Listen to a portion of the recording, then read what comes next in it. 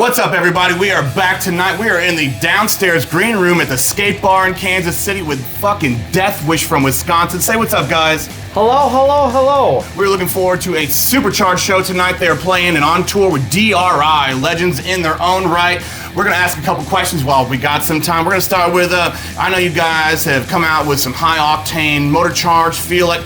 Who are the primary bands that laid the blueprint for the project? What are your influences? Well, obviously Motörhead, I started it all. And then I would go from there, and I was in Milwaukee, and I saw Voltic play. I think Hellbound played, and Enepsy played. Enepsy. And Enepsy was the band where I was like, oh, this is like crust, kind of like Motörhead, and kind of like punk, all mixed together. This is really bluesy and good. And I was like, Wartorn was like, kind of starting to wound down a little bit, but I'm like, either way, I'm starting a band like this. And then I ended up starting Deathwish with Ryan from Wartorn. And we were on Southern Lord Records at the time. And then we ended up putting Deathwish together, and it took me a while to finally convince Ryan, and here we are all these years later. Fantastic. Eric, I know you've got like some time doing like pro skateboarding, pro wrestling, huge repertoire of all kinds of shit. How does the physical intensity of wrestling compare to the chaos of playing live thrash metal these days? They're like completely different, because one is controlled like insanity, where you're trying to like make the wrestling match look like you're killing the guy, where you're actually killing yourself trying to make sure he doesn't get hurt, and you're just making it look as intense as possible. And like playing in the band is just like, yeah, you're doing like the songs, it's kind of in the same order. So I guess in that comparison, you don't just like wing songs on stage and make shit up as you go. So in that area, it's completely similar, where you already know the outcome, you know where you're going, you know what's gonna pop the crowd or not. And in the songs, I watch the crowd. I would say this also influences me as a player. I watch the audience on how they respond, and I keep readjusting the set until I get the right like drops and falls. And you can never bring a crowd up unless you first bring them down. And a lot of people have no idea that that's a thing, because they're afraid to do that. Yeah. So what they do is they just try to go from the middle and they try to keep going up, and it's like, it's an impossible sustainability. And so the ebbs and flows are much better to work with. I love it. I know that you've come from some other projects in the past. I really want to know, like, how does the dynamic in Deathwish differ from experiences like bands like Wartorn and Remission? Well, Remission was, Oz played Remission a lot, like, Randy played Remission. Was that Remission came out of Default. Default like started getting more and more crazy, almost like technical power violence before it was even called power violence. And I didn't even know what the fuck we were actually playing by the second record. And I was just like, and then so Remission was more like super DIY. But we're getting record deals from all over the world, and we did tons of records. We were in ads. Like the underground thing was really happening at the time, so it was a lot of fun.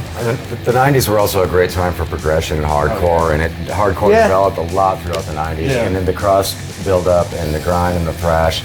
And it was a great time to be playing music in general. And at the time, then I switched over, and like I also started doing Mannerism, which is even more crazy, progressive, crazy kind of band. And then Oz here wrote one of the records. So so we moved along. But Wartorn was like, we just actually put the band together. Ryan, our guitar player, said, I want to be on Southern Lord Records. And I go, all right, we should do a crust band.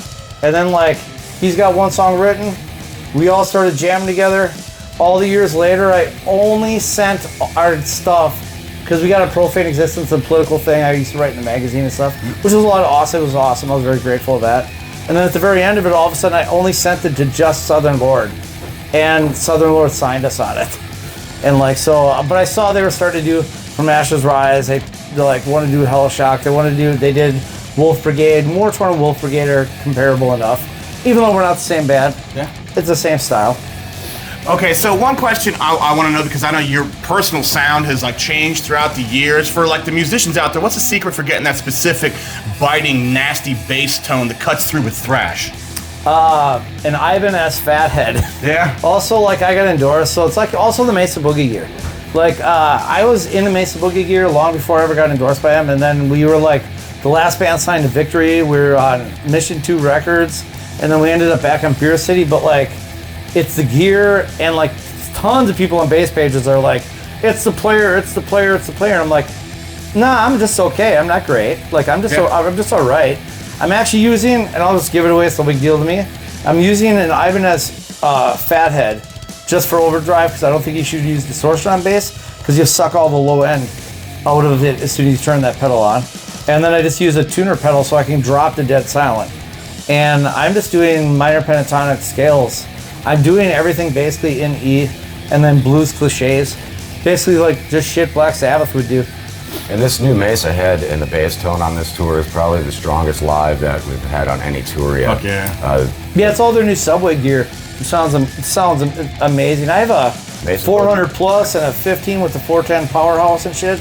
And I mean, I can get the same sound with the Subway now. The Subway weighs 6 pounds, I think, for the head, for the 800D, and then like 40 pounds for the cab. And it's a 215, and it sounds like hell on wheels. So that's how I get the ripping sound. I'm also got skull strings, which is because we're down tuned to C.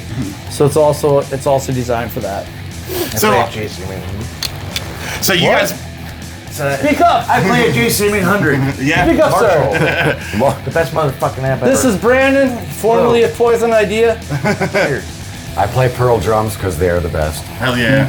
All right, guys, I know you mentioned being on Beer City Records right now. They're a label that's deeply rooted in both skate atmosphere and punk. Like, how does being on a label that produces both like records and skateboards like influence your identity as a skate thrash band? It does to a way, because it's like kind of the perfect combination, because like he put out like I don't know, like all sorts of old skaters. He reissued their boards. He's got new skaters. I hang out with the dude, so I'm at the warehouse and seeing all this cool shit and all the awesome shit he's got going on. Then he got all the old bands that I like from Toxic Reasons, Million of the Cops, Raw Power, D.R.I. The list just goes on and on and on. So I got to tour with all the bands I grew up listening to, which also stoked the shit out of me, and that was pretty awesome. But Beer City Mike also, I at one time, because I've been working with him since Default, and he one time sent me a royalty check that was $1.37. That's how good and honest that dude's book work is. To the point where he wrote a check, because that's exactly what he owed me to the penny, and he paid me. So whether it's a lot, whether he owes you a little or a lot, that dude is the most honest dude I've ever worked with. Hell yeah. All right, so we got just a couple more. We're trucking right along tonight down here at the skate park. Can you tell me a little bit about how you guys became involved with this tour and your relationship with D.R.I? Have you known them personally before this, and what's been some of the highlights of the tour so Okay, far? well, I'll go back to the beginning. The craziest part is this. So we were in Words That Burn, and then we were gonna see, Beer City was gonna sign us, and I said, well, if we can tour with D.R.I, we'll do it, because then we'll get the record sales and the numbers will work out, everybody will be happy. And then somehow, like, Strong Intention ended up on it. Whoever the booking agent was friends with Zach, so like it kind of bumped us and put them on there, which is fine. Like, that's no big deal. And then like I was like, let's not do the record deal. We'll do it with Crimes Against Humanity, and we'll just do like our thing. It's all good. Don't worry about it. But I don't want to spend people's money unless I think I can give back to exactly what they need. And then Zach wrote me after that tour and got a Words That Burn CD, and was like, hey, do you want to tour with us in Municipal Waste? I'm like, yeah, of course. Hell yeah. And I'm like, what are the odds? Like, the band that got replaced us is the band that actually wrote me. I was like, this is so odd. And then I'm like, but I'm in Wartorn now, so can we do it? We did like Southwest dates, and then played this big fest, and then like the punks were throwing beer bottles at the cops, and whole crazy riot shit broke out, all this stuff. But then I got paid like a ton of money. It was kind of awesome, and that was our first tour. It was only like 4 or 5 dates with Municipal Waste, but Municipal Waste, damn nice dudes, total Very pros. nice. They treated us fucking great. Fucking love those dudes. They were they probably don't even remember they toured with us, and they were fucking gold. They were super cool. Their first West Coast tour, we we played played with that. Their Yeah, first show in Madison. Burnt Ramen. At fucking the Wilmar Center. Yeah, they tear it. First They tear it ever up. bus. First inspiration. Yeah. Talented and good dudes. Yeah, and classic fucking in like that. They're in all the way around. Speaking of which, one thing I like to ask for guys that have been around a long time, like as a veteran deep in the punk rock and thrash scene, what would you give? Like, what kind of advice would you give to newer bands coming up right now? Do something that makes you stand out. Do something that's like not exactly cookie cutter like everybody else, and just be but also try to be yourself. Try to, like, the more you're yourself, the easier it is to present that on a larger scale, and always turn yourself up to 10.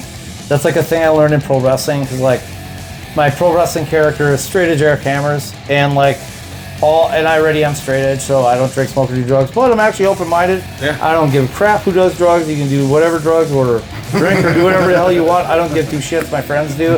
As long as you're cool, I could care less about any of that stuff. I'm not judgy or preachy, and it's just a thing for me that I do. But all I do is turn it up. So if I want to be a villain, I get in the middle of a ring, 1,000 people in some place, and I'm like, you know why I'm better than you? I don't drink, I don't smoke, I don't do drugs. You're all a bunch of losers. Look at you barely fit in the chairs. Maybe you should lay off of the calories. I'm like, you just say mean shit. And at the time, I'm like, I have like a high functioning, high IQ autism. Like I have like light Tourette's, like Tourette symptoms and a bunch of other issues and stuff. And all I remember thinking in the middle of like railing on this crowd and having this crowd want me dead is I can't believe they're paying me for this. This is the greatest thing ever. Like say all the shit your brain's coming up with that's like just annoying. Yeah, it's like one of the benefits of being annoying is you do a heel pro wrestler really well because I'm annoying anyway, so. I love it. All right, these guys are getting ready to take the stage tonight with Corroded Death, Beneath the Skin, and fucking D.R.I. We're at the skate park tonight in downtown Kansas City. I'm Adam. This is fucking Deathwish from Wisconsin. Stage dive KC. Say goodnight to the friends tonight, guys. See y'all in the pit. 7'2", eyes of blue, the karate man with their copper tongue tan. I'll see you all in the pit. Rock and roll.